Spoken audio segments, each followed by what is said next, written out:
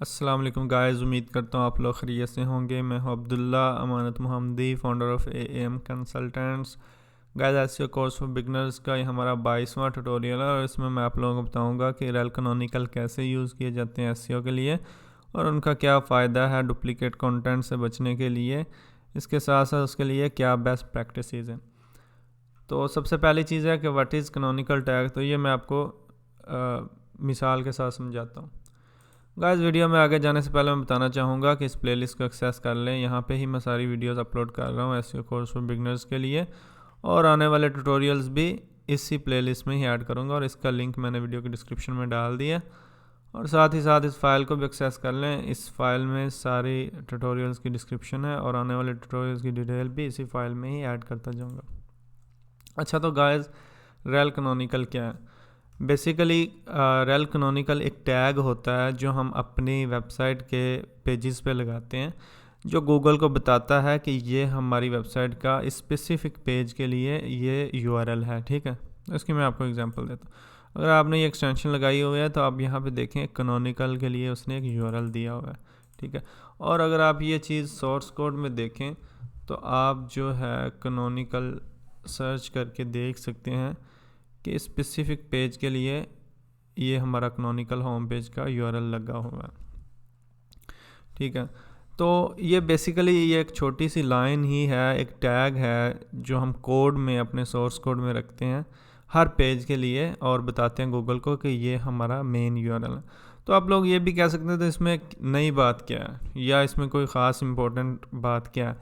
Guys, होता ये है कि गूगल जो है नॉर्मली www के साथ वेबसाइट को अलहदा देख रहा होता है और http के साथ अलहदा देख रहा होता है और https के साथ अलहदा देख रहा होता है। ठीक है, जैसे http के साथ मैंने ये अभी यूआरएल लिखा तो इसको वो अलहदा समझ रहा होता है, और अगर मैं इसको www के बगैर लिखूं तो इसको अलहदा समझ रहा होता है, और www के साथ वो उसको अलहदा समझ रहा होता है। तो इसके लिए आपको ये http और https के लिए ये वीडियो देख लीजिए। अगर इसमें कोई आपको कन्फ्यूजन हो या आपको ऑलरेडी आपने ये वीडियो नहीं देखी तो इसमें आपको पता चलेगा कि https का क्या रोल है वेबसाइट के लिए।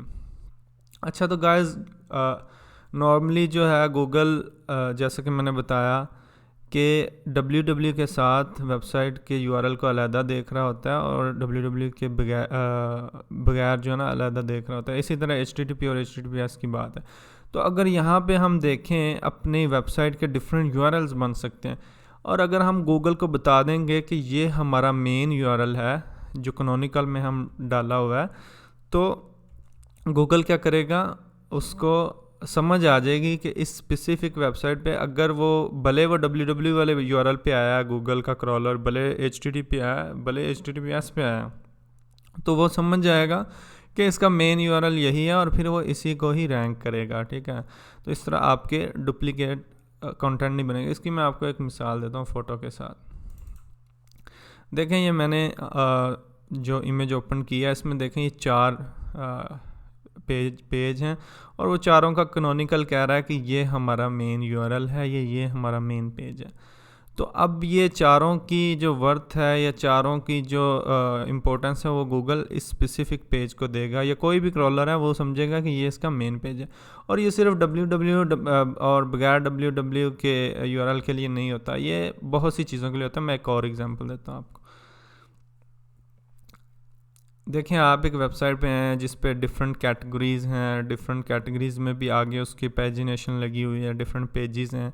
फॉर एग्जांपल, अगर मैं इस पेज पे आऊँ तो ये हम डिजिटल मार्केटिंग के सर्च इंजन ऑप्टिमाइजेशन पे हैं इस वक्त, यानी कि डिजिटल मार्केटिंग की सब कैटेगरी पे। और अगर हम इसको चौथे पेज पे जाते हैं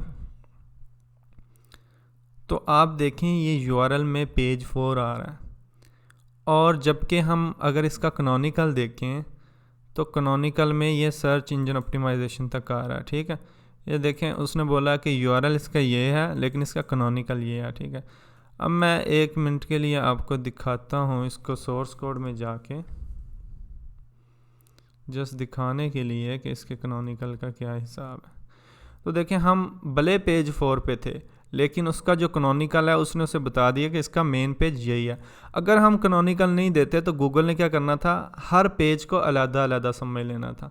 तो इसलिए कैनोनिकल जो है वो बहुत अहम रोल प्ले करता है आपके पेजेस को डुप्लीकेट होने से बचाने के लिए। और गूगल की नज़र में मतलब हर पेज को देखें, अगर हमारा ये सब कैटेगरी सर्च इंजन ऑप्टिमाइजेशन, तो हम तो चाहेंगे कि जो मेन लोग आएँ, कोई भी यूज़र आए तो वो इस पेज पे आए, ठीक है।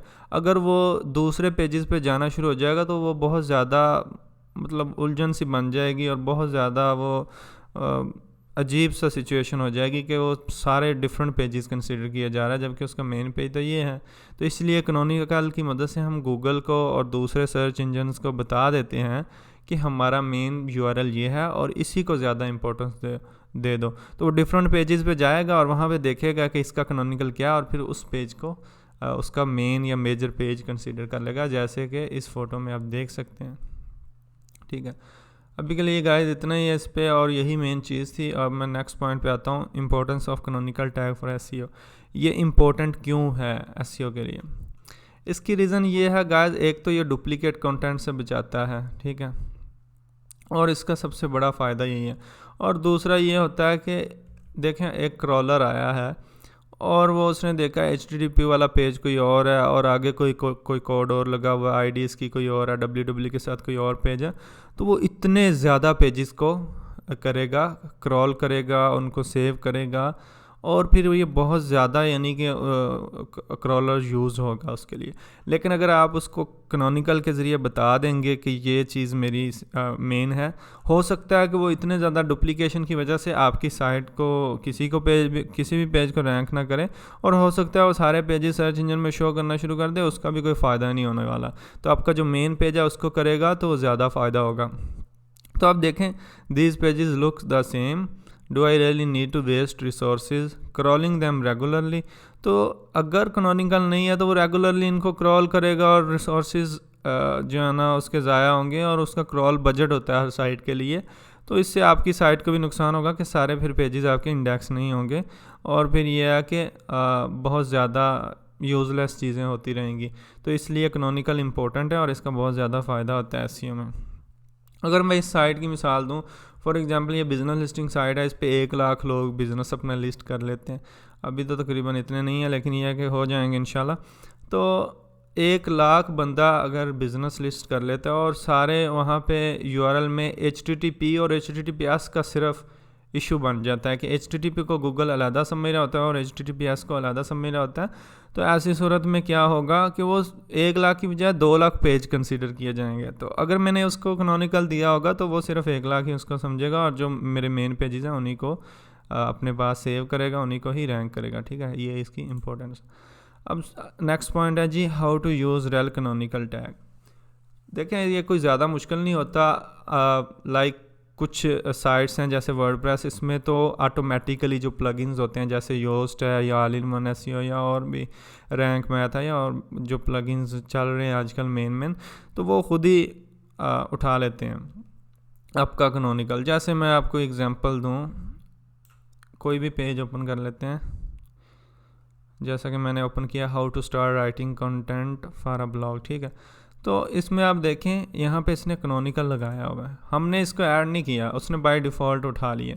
तो आपको इसके लिए ज़्यादा वो तंगदो करने की ज़रूरत नहीं होती। जो वर्डप्रेस की साइट्स हैं उनमें वो खुद ही उठा लेते हैं आपके जो मेन होता है। लेकिन अगर आपको लगता है कि ये मेरा मेन कैनोनिकल नहीं है और मुझे मेरा गलत पेज उठा रहा है, तो ऐसी सूरत में आप मैनुअली भी ऐड कर सकते हैं, वो मैं नेक्स्ट पॉइंट में बताता हूँ। लेकिन अगर आपकी साइट ऐसी है जैसे कस्टम साइट है और ये जावास्क्रिप्ट पे बनी हुई है और भी इसमें टेक्नोलॉजीज़ रिएक्ट वगैरह यूज़ हुई हैं, तो अगर आपकी कस्टम साइट है तो ऐसी सूरत में आपको वो अपने डेवलपर को बोलना पड़ता है कि भाई मेरी ये सेटिंग कर दो।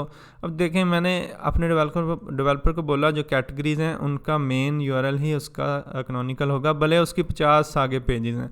इस तरह सब कैटेगरीज़ हैं उनके भी जो मेन यूआरएल है वो यानी कि उसका कैनोनिकल होगा।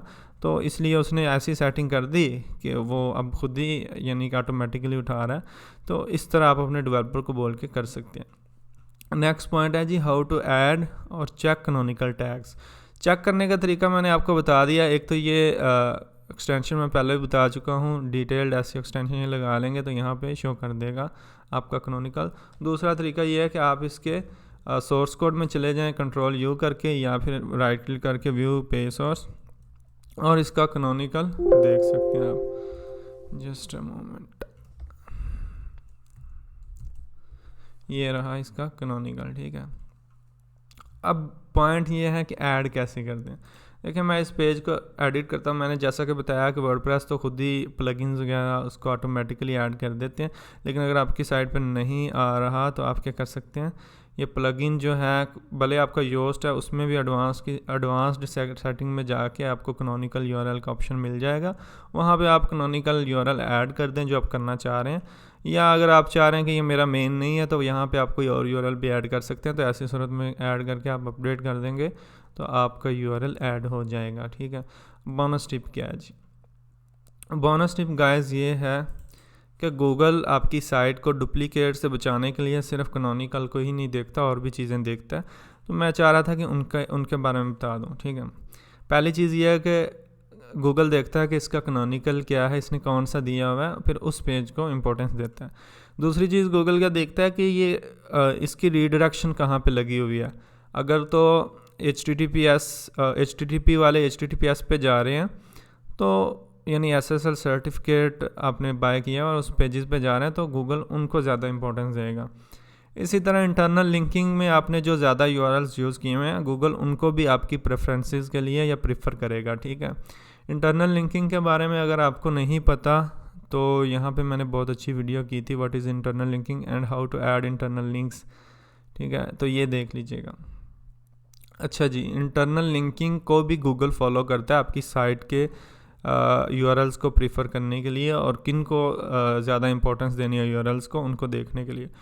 और साइट मैप में आपने किस तरह URLs डाले हुए हैं, अगर आप अपने साइट मैप में URL आपने देखें वहाँ पे HTTP के साथ हैं तो उनको HTTPS कर लें, ताकि आपके जो मेन URLs हैं या जो भी साइट मैप में आपके URL उनको चेक करें क्या वो आपके मेन ही है, अगर मेन ही है तो फिर ठीक है, अदरवाइज़ उसको सेट कर सकते हैं।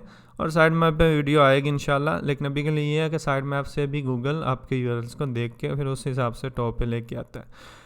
और नेक्स्ट ये है कि HTTPS URLs, जैसा कि मैंने आपको बताया कि ये सिक्योर साइट के URLs होते हैं और ये इसके लिए मैंने अलहदा वीडियो बनाई है, तो ये देख लीजिएगा। इसको भी गूगल देखता है कि कौन सा पेज रैंक करना है और कौन सा कम इम्पोर्टेंस देनी है। और नाइसर लुकिंग URLs, जो ज़्यादा अच्छे से आपने URLs बनाए हुए हैं उनको भी ज़्यादा इम्पोर्टेंस देता है गूगल। ठीक है, तो ये सारी चीज़ें हैं जिनको गूगल देखता है आपके मेन कंटेंट को डुप्लीकेट कंटेंट को अलहदा करने के लिए, और किस पेज को ज़्यादा इंपॉर्टेंस देनी है और किसको कम देनी है, उन चीज़ों को मद्देनज़र रखते हुए, इन चीज़ों को मद्देनज़र रखते हुए वो ये चीज़ें यानी इम्पोर्टेंस वगैरह असाइन करता है हर पेज को।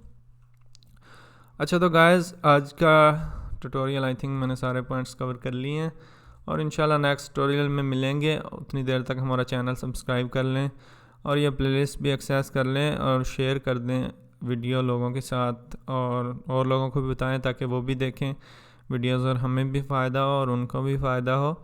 लाइक करें, कमेंट करें। मिलते हैं नेक्स्ट वीडियो में इंशाल्लाह। जज़ाकल्लाह खैर।